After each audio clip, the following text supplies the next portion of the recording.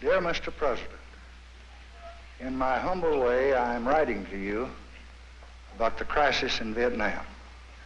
I have a son who is now in Vietnam.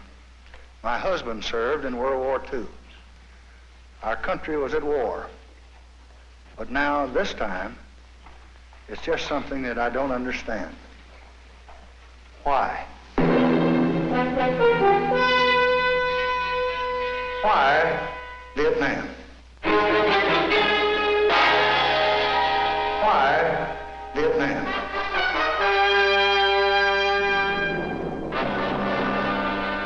Why Vietnam? Long before American boots touched Vietnamese soil, another nation tried to control this land. Battle of a long war over what had been called French Indochina. It's a strange three-cornered struggle. Non-communist Vietnamese fighting communist Vietnamese, and some of both fighting the French. For years, France fought a rising independence movement called the Viet Minh. They were organized, they were determined, and they were fighting for their home. In 1954, France placed its hopes in a fortified valley called Dien Bien Phu. They believed superior firepower would end the war, but the Viet Minh had other plans. They dragged artillery through mountains, dug trenches inch by inch, and slowly closed in. At a conference in Geneva, an agreement has been reached. 56 brutal days later, the French position collapsed. What came next reshaped the entire region. The agreement also provides the machinery for bringing true peace to At the Geneva conference, Vietnam was split in two, a temporary line that would soon harden into a Cold War fault line. She faces the future with an imaginary line running from border to border, symbolizing a separation which is far from imaginary. In the north, Ho Chi Minh, a revolutionary nationalist communist. In the south, Ngo Dinh Diem, an anti-communist backed by the United States. Nearly 1 million people fled south, families leaving everything behind, unsure which future was safer or which one even existed. To Washington, Vietnam didn't look like a local struggle. It looked like the next domino in a world already slipping toward communism. China had fallen, war had erupted in Korea, and leaders feared Southeast Asia could be next. The stakes seemed global, and in global problems, small countries become battlegrounds. Vietnam also had value: rubber, coal, minerals, deep water ports, a strategic prize in a Cold War where influence meant everything. So America stepped in carefully, training advisors, funding the South, trying to build a stable ally. The part almost no one realized at the time was that these seemingly small steps, made quietly in the late 1950s, were the first moves in a war that would last 20 years and tear a region apart. We have learned, too, that the cost of defending freedom, of defending America, must be paid in many forms and in many places. They are assessed in all parts of the world, in Berlin, in Vietnam, in the Middle East, here at home. By the mid-1950s, the United States wasn't fighting a war in Vietnam, not yet, but it had already chosen a side. In 1955, Ngo Dinh Diem declared himself the President of the Republic of Vietnam. Washington embraced him immediately, seeing Diem as a barrier against communism in Southeast Asia. To support him, America sent advisors, first a few hundred, then a few thousand. America promises substantial military and technical aid, machines and equipment to resist aggression, and the trained men to teach Vietnamese fighting forces how to put them into effective use. Their mission was simple: train the South, stabilize the government, and push back against the growing communist insurgency. But in the countryside, a different story was unfolding. Former Viet Minh fighters, now known as the Viet Cong, began organizing attacks, assassinating local officials, and quietly building support among the rural poor. South Vietnam was a country on paper. In the villages, it was something far less stable. Diem's government struggled with corruption, religious tensions, and unpopular reforms. One of those reforms, the Strategic Hamlet Program, forced villagers into fortified communities, hoping to cut off support for the Viet Cong. In reality, it often pushed civilians away and toward the insurgency. Meanwhile, American involvement deepened. Helicopters were deployed, US funding surged, and military advisors increasingly found themselves in the same firefights as the men they were training. America wasn't at war, but it was slowly slipping toward one. In 1961, a new president, John F. Kennedy, inherited the Vietnam problem. President of the United States, the youngest man and the first Roman Catholic ever elected to the office. The first president born in the 20th century. He comes to office after one of the narrowest elections in American history. He would double the number of advisors and unintentionally accelerate America's path toward a full-scale conflict.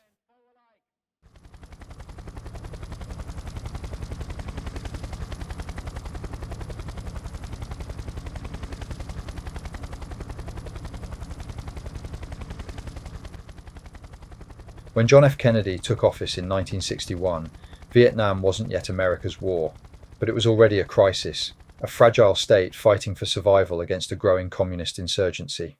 Kennedy believed that with enough support, South Vietnam could hold firm, so he expanded the US presence dramatically. Helicopters, weapons, money, and, most importantly, people. American advisors poured into the country, training South Vietnamese units, planning operations, and increasingly taking part in the fighting themselves. This was the birth of the helicopter war. Fast, mobile, and aggressive, the helicopter gave South Vietnam a technological edge it had never had before. But technology alone couldn't fix South Vietnam's deeper problems. The Army of the Republic of Vietnam, the ARVN, struggled with poor leadership, low morale, and political interference. Many soldiers fought bravely, but many others deserted or refused difficult missions. In the countryside, government authority collapsed village by village.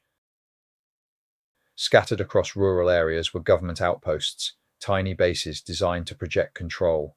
Some held only a dozen men. When the Viet Cong attacked, these positions often found themselves isolated, outnumbered, and cut off from reinforcements. One by one, many of them fell, not in dramatic battles, but in sudden ambushes, nighttime raids, or quiet abandonment. Meanwhile, the Viet Cong grew bolder.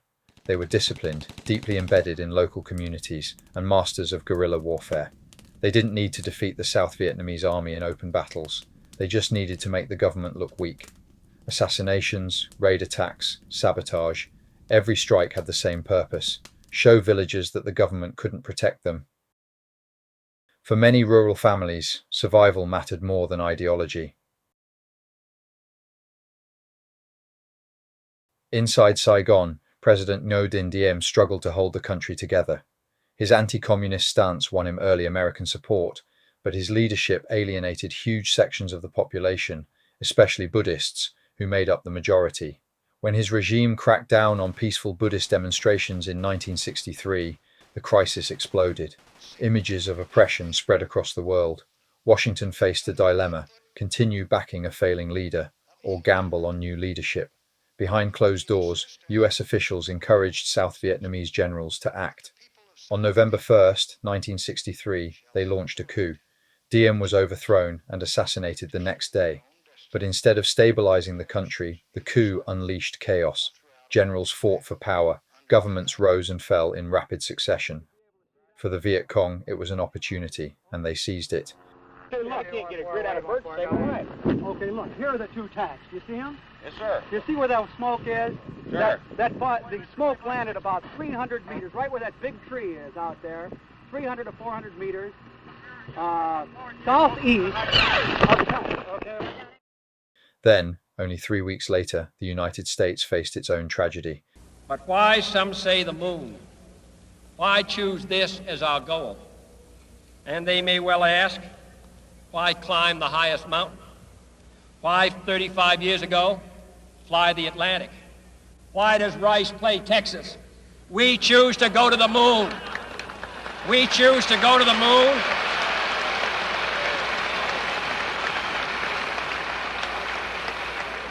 We choose to go to the moon in this decade and do the other things, not because they are easy, but because they are hard.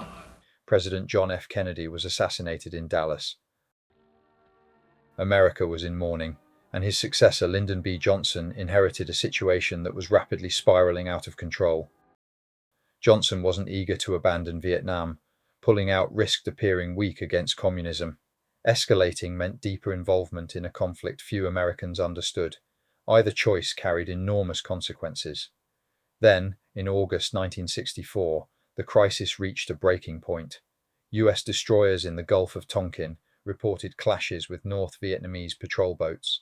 The details were confused: radar misreadings, poor visibility, conflicting reports. Even today, historians still debate what exactly happened. But President Johnson acted swiftly. Congress responded with the Gulf of Tonkin Resolution, a sweeping measure that allowed the president to take all necessary measures to repel attacks and prevent further aggression. We do not want an expanding struggle with consequences that no one can foresee, nor will we bluster or bully or flaunt our power. But we will not surrender, and we will not retreat. Without a declaration of war, America now had the authority to wage one. The advisory mission was finished. The quiet, cautious involvement of the early 1960s was over. Vietnam was no longer a distant problem on the edge of American foreign policy. The United States was about to commit forces on a scale no one had imagined. Talking directly to the jets, he pinpoints targets for them. By 1965, Vietnam was already a battlefield. American advisors had spent years training South Vietnamese troops, flying support missions, and taking fire in remote corners of the countryside. Viet Cong ambushes increased by the week. Villages changed hands overnight. Helicopters were hit on landing. It was a war, chaotic, unpredictable, and escalating fast. The Marines seek out the enemy, and wherever they find him, they beat him decisively. On March 8th, the United States pushed its commitment into a new phase. 3,500 US Marines landed at Da Nang, the first American combat battalion formally deployed to Vietnam. Elsewhere, on high ground above the huge air base at Da Nang, Marines manned the deadly Hawk anti-aircraft missiles. Their official mission was simple: protect the airbase and its runways. But the situation they walked into was anything but controlled. Sniper fire was reported within hours. Patrols found booby-trapped trails leading out of the villages. Rumors circulated of Viet Cong units massing in the hills. The Marines weren't easing into Vietnam. They were trying to survive their first week, and the ground deployment wasn't the only escalation. Just days earlier, Washington had begun Operation Rolling Thunder, a sustained bombing campaign against North Vietnam. It wasn't a quick show of force. It became a grinding air war that grew month after month.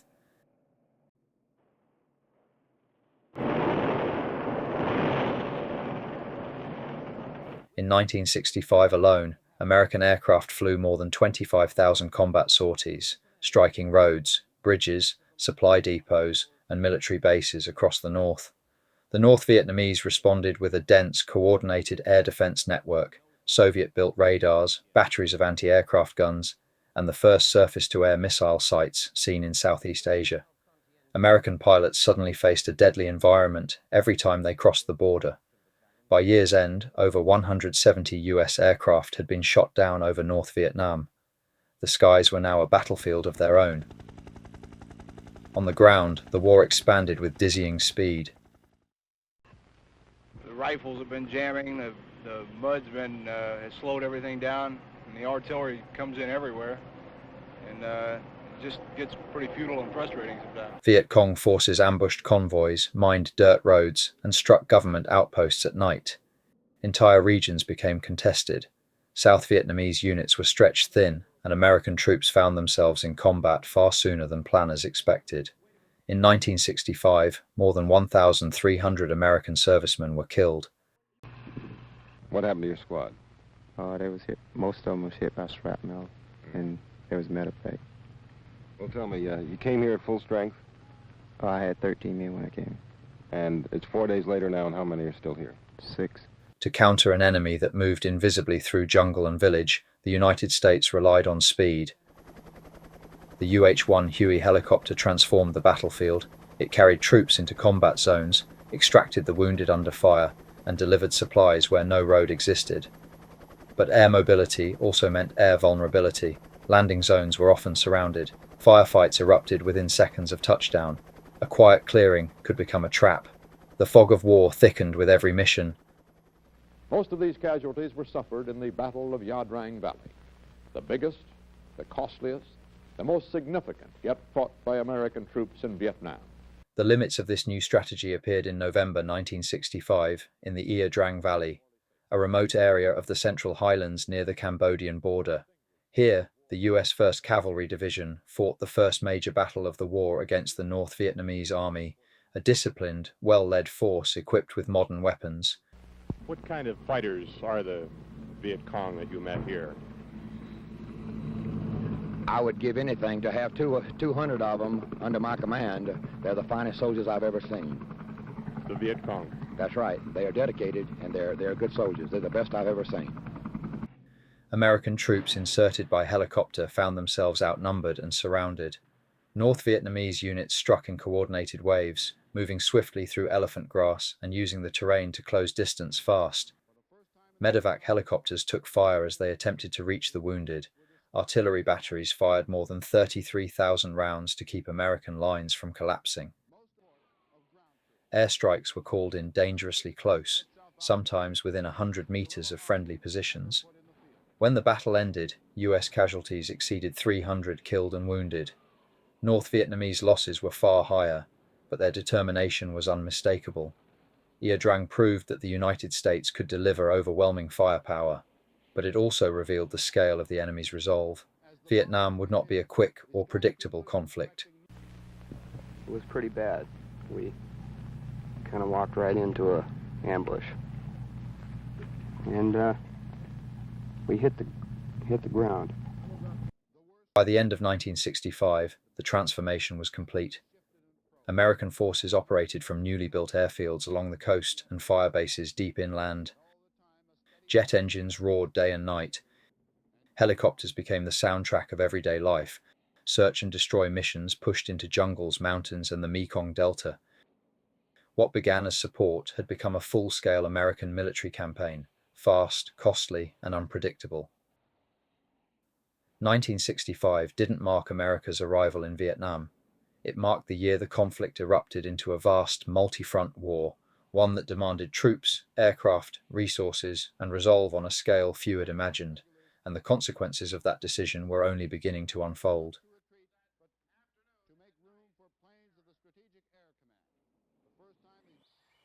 By early 1968, American commanders believed the war was turning in their favor. Enemy casualties were high, search and destroy operations pushed deeper into contested areas, and reports suggested the Viet Cong were weakening. South Vietnam prepared to celebrate Tet, the Lunar New Year, normally a time of ceasefire and calm. But beneath the surface, the North Vietnamese Army and Viet Cong were completing one of the most ambitious military operations ever attempted in the war. For months, they had moved troops, stored weapons in cities, and mapped out government buildings, bases, and police stations, all while convincing US intelligence that they were losing strength. Then, in the early hours of January 31st, 1968, the illusion shattered. U.S. commanders predict a major North Vietnamese offensive just before the Lunar New Year on January 30th, or just after it. This could develop into the biggest confrontation of the war. More than 80,000 North Vietnamese and Viet Cong fighters launched coordinated attacks across South Vietnam. Over 100 towns and cities were hit simultaneously, including almost every major provincial capital. The scale stunned American and South Vietnamese forces. It wasn't a raid. It wasn't a local uprising. It was a nationwide offensive. In Saigon, fighting broke out in the streets. Assault teams launched attacks on the presidential palace, the national radio station, and police headquarters. The most shocking moment came when a small Viet Cong unit infiltrated the grounds of the US Embassy. For hours, gunfire echoed through one of the most secure buildings in South Vietnam. American forces quickly eliminated the attackers, but the symbolism was devastating. The enemy had struck at the heart of American presence in Saigon. North of Saigon, the ancient city of Hue became the center of the Tet Offensive's bloodiest battle. Thousands of North Vietnamese troops stormed the city, capturing large sections within hours. American and South Vietnamese forces were caught off guard. Street by street, house by house, they fought to retake the city. Urban combat in Hue was unlike anything US Marines had faced in Vietnam. Snipers fired from shattered windows, booby traps lined stairwells, entire blocks became kill zones. For nearly a month the battle raged. More than 200 American troops were killed, and thousands of civilians died in the crossfire and during mass executions carried out by communist forces. Hue was reclaimed, but at enormous cost. While cities burned across the south, another crisis unfolded near the Laotian border.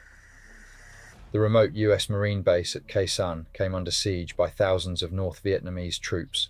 Artillery rained down daily. Fog and monsoon weather complicated resupply efforts. For weeks, the base seemed on the brink of being overrun.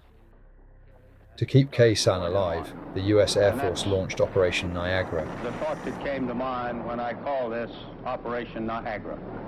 One of the heaviest aerial bombardments of the entire war. Bombs fell all the month of February and all the month of March. Khe Sanh held. But Tet had made one thing clear. The North Vietnamese were willing to attack everywhere, all at once, no matter the cost.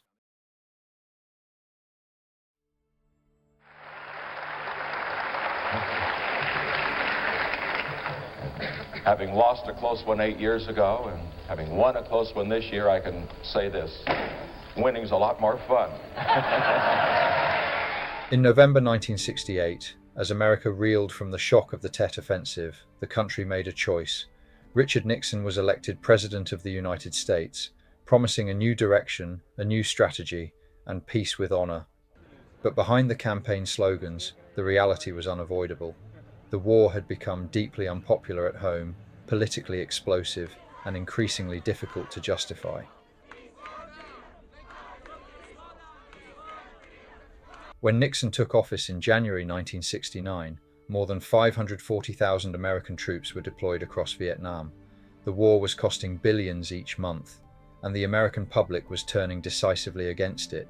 Nixon's challenge was clear: continue fighting a war that seemed unwinnable, or find a way to leave without admitting defeat. The anti-war movement, once scattered and ignored, had become a national force. Millions of Americans marched in the streets, college campuses erupted in protest, draft cards burned, chants filled the air, television amplified the movement, images of burning villages, flag-draped coffins, and battles fought for the same ground month after month deepened America's sense of frustration and grief. The administration faced what became known as the credibility gap, the widening distance between what leaders said and what the public believed. I ask for your support. I pledged in my campaign for the presidency to end the war in a way that we could win the peace. I have initiated a plan of action which will enable me to keep that pledge. The more support I can have from the American people, the sooner that pledge can be redeemed. For the more divided we are at home, the less likely the enemy is to negotiate at Paris. Nixon's answer was a strategy he called Vietnamization, reduce American involvement while increasing the responsibility of the South Vietnamese army. Every Vietnamese soldier is helped to understand, since so much of the effectiveness of this effort will depend upon him. He learns that Vietnamization also means pacification. In practice, this meant two things. 1. Slowly withdraw US ground troops. 2. Arm, train, and expand South Vietnam's forces to take over the fighting. It was a strategy born from both military necessity and domestic pressure. The first withdrawals began in 1969. By the end of the year, 60,000 American troops had returned home. In 1970, Nixon made a controversial decision. President Nixon ordered American troops into Cambodia.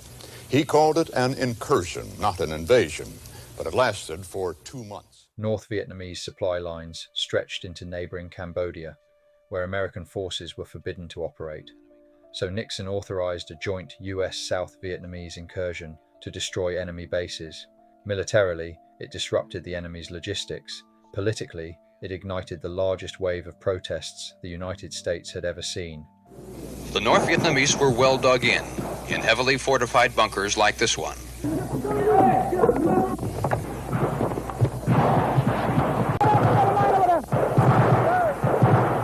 Hundreds of campuses shut down. Millions of students walked out of class. The country felt split in two. The tension reached its breaking point on May 4, 1970, when National Guard troops opened fire during a protest at Kent State University, killing 4 students. You aimed at them. You aimed at their knees. You said you did. You can't even shoot straight. If you aimed at her knee, maybe one of her leg would have been taken off. I read what the FBI said. Well, I'm going to keep after you boys. Through legal methods, not with guns. And you, Mr. Canterbury, and you, Mr. Rhodes, and you, Mr. Del Corso. God have mercy on your souls. Because I don't have any mercy on you. The killings shocked the nation and deepened the belief that the war was tearing America apart. With public pressure mounting, the withdrawal continued. By 1971, US troop levels had fallen below 160,000, the lowest since 1965. South Vietnamese forces now led most operations, supported heavily by US air power and advisors. Some ARVN units fought with determination and skill. Others struggled with leadership, logistics, and morale. The burden of the war was shifting, but the outcome remained uncertain. Vietnamization had changed the shape of the war, but it had not ended it.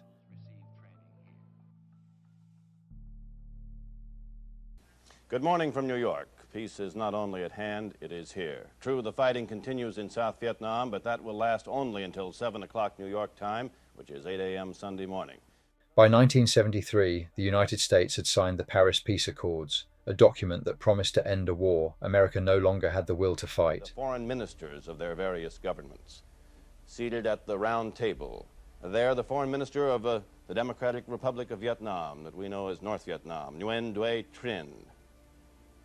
For the Viet Cong, or Provisional Revolutionary Government, it used to be the old NLF, Madame Nguyen Thi Binh, the foreign minister for the PRG. And for Saigon's government, Tran Van Lam, the foreign minister representing President Thieu. But it was a peace in name only. American troops were gone, American money was shrinking, and South Vietnam, suddenly alone, now faced the full weight of the North Vietnamese army. For years, Washington had reassured Saigon that Vietnamization would give them the strength to stand on their own. But without American air power, without American fire support, without American political resolve, it was a promise that could not be kept. In early 1975, North Vietnamese forces launched a lightning offensive. ARVN divisions collapsed, not because they lacked courage, but because they lacked fuel, ammunition, reinforcements, and above all, hope that help would ever return. Entire provinces fell in days. Cities that had cost thousands of American and Vietnamese lives were surrendered without a shot. As the North Vietnamese closed in on Saigon, panic consumed the capital. Tens of thousands of South Vietnamese, translators, soldiers, civil servants, and ordinary families rushed to the American embassy, begging for escape. For them, the helicopter was not a symbol of war, it was a symbol of survival. Operation Frequent Wind, the final American evacuation, became one of the largest helicopter rescue missions in history. But do you know that all the Americans are gone? Yes, I know that, but I must come in case, just in case. But there's no way, because all the helicopters are gone. Can you help us? There is no way I can help because we are staying here. We are staying in Saigon. Marines held the perimeter while diplomats shredded documents. Helicopters lifted off from rooftops, overloaded with people who had staked their lives on an American promise. On April 30th, 1975, the last American forces left Vietnam. A North Vietnamese tank crashed through the gates of the presidential palace, and a flag of the Viet Cong rose above Saigon. After 20 years of conflict, the Vietnam War was over. It ended not with a final battle, not with victory parades, but with exhaustion, with promises broken, with a divided nation finally forced to confront the limits of superpower ambition in a land that defied simple answers. More than 58,000 Americans and over 2 million Vietnamese had died. Countless more carried scars that would never heal. For the United States, Vietnam became a lesson repeated to every generation that followed, that technology cannot guarantee victory, that resolve at home matters as much as resolve abroad, and that wars are not won by numbers, but by nations willing to endure their cost. The helicopters lifted off, the smoke cleared, and the world stepped into a new era, one shaped forever by the long, haunted shadow of the Vietnam War,